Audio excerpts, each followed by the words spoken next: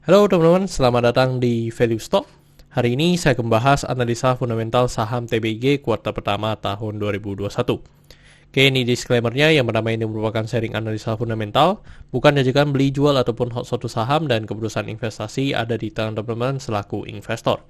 Yang ketiga, dari analisa fundamental ini bisa dijadikan referensi untuk analisa saham-saham yang teman-teman miliki. Oke, pertama kita masuk ke bisnis model dari saham TBG ini. Untuk kegiatan usahanya bergerak di bidang usaha jasa penunjang telekomunikasi.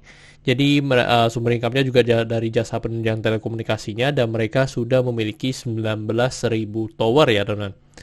Untuk segmen usaha atau marketnya di Indonesia, terkait kasus hukum, selesai membuat video ini saya tidak menemukan adanya kasus hukum yang terkait dengan TBG. Untuk kepemilikan saham dimiliki oleh Wahana sebesar 34,23%, Providen sebesar 22,23%, masyarakat sebesar 39,01%, dan sisanya treasury sebesar 4,53%.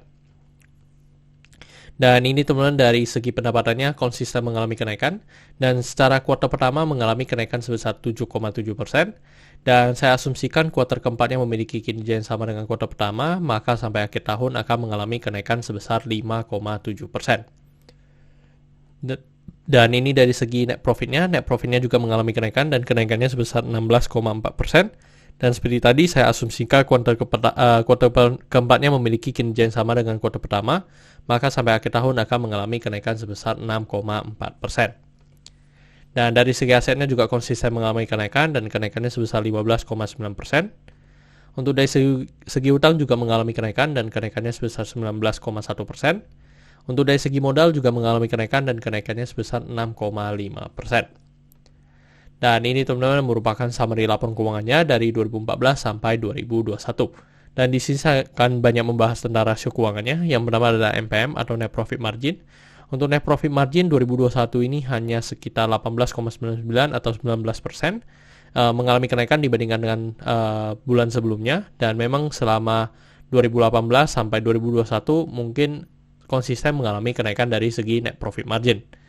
Untuk dari segi EPS-nya di 47 dan membuat pernya di 69,15. Jadi kalau dari segi per mengalami kenaikan signifikan dikarenakan dari segi harganya juga mungkin hampir mengalami kenaikan 100% ya teman-teman. Terus untuk dari segi book value sekarang di 436 dan membuat PBV-nya di 7,43 kali. Jadi untuk dari segi PBV kalau dibandingkan dengan tahun lalu memang mengalami kenaikan yang sangat signifikan juga ya. Untuk dari segi DER-nya di 3,27 kali. Jadi untuk dari segi DER juga mengalami kenaikan, dan memang untuk dari TBG ini untuk dari segi DER selalu di atas 1. Jadi untuk perusahaan ini memiliki hutang yang cukup besar. Untuk dari segi ROE-nya di 10,74%. Jadi ini juga masih bagus di atas 9% saya anut. Untuk ROA di 2,51%. Oke teman-teman, saya membuat video ini untuk harga sahamnya di 3240, dan dari analisa fundamental saya bisa menemukan nilai intrinsic value-nya sekitar Rp1.000. Jadi memiliki margin of safety minus 69%. Dan ini kesimpulannya, yang pertama dari produk dan jasa. Produk dan jasa saya berikan status oke karena saya melihat perusahaan ini mampu bertahan 5-10 tahun ke depan. Untuk GCG saya berikan status oke karena tidak memiliki kasus hukum. Yang kedua, memiliki pemegang saham mayoritas. Untuk revenue dan net profit saya berikan status oke karena mengalami kenaikan. Untuk aset saya berikan status oke karena mengalami kenaikan. Untuk liability saya berikan status no karena hutangnya atau DER-nya di atas 1. Untuk book value saya berikan status no karena PBV-nya di atas 1 juga. Dan harga jual sekarang juga di atas harga book value-nya. Untuk dari segi sektor saya berikan status no, sebenarnya juga tidak ada hal yang perlu kita concern. Jadi jika liability-nya no, saya berikan sektor ini no. Untuk ROE saya berikan status oke karena di atas 9% atau 2 kali bunga deposito yang saya anut. Untuk margin of safety saya berikan status no karena negatif. Untuk dividen saya berikan status oke karena selama 5 tahun terakhir untuk TBG ini masih cukup royal memberikan dividen kepada investornya. Oke teman-teman, jadi kesimpulannya adalah 7/11.